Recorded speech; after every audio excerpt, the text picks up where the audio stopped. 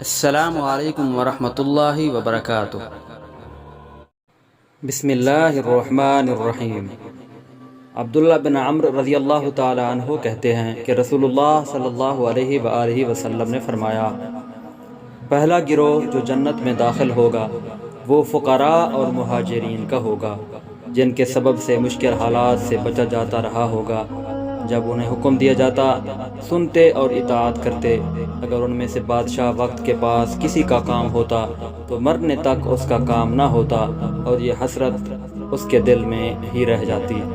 اللہ عز و جل قیامت کے دن جنت کو بلائے گا تو وہ پوری سج دھج کے ساتھ آئے گی۔ اللہ تعالیٰ فرمائے گا، میرے وہ بندے کہاں ہیں جنہوں نے میرے راستے میں قتال کیا، شہید کر دیے گئے، میرے راستے میں انہیں تکالیف دی گئیں اور میرے راستے میں جہاد کیا، آؤ جنت میں داخل ہو جاؤ۔ وہ جنت میں بغیر حساب کے داخل ہو جائیں گے۔ فرشتے آئیں گے اور سجدہ کریں گے اور کہیں گے، اے ہمارے رب، ہم رات اور دن تیری تسبیح، تحمید اور تقدیس بیان کرتے ہیں۔ یہ کون لوگ ہیں جنہیں آپ نے ہم پر ترجیح دی؟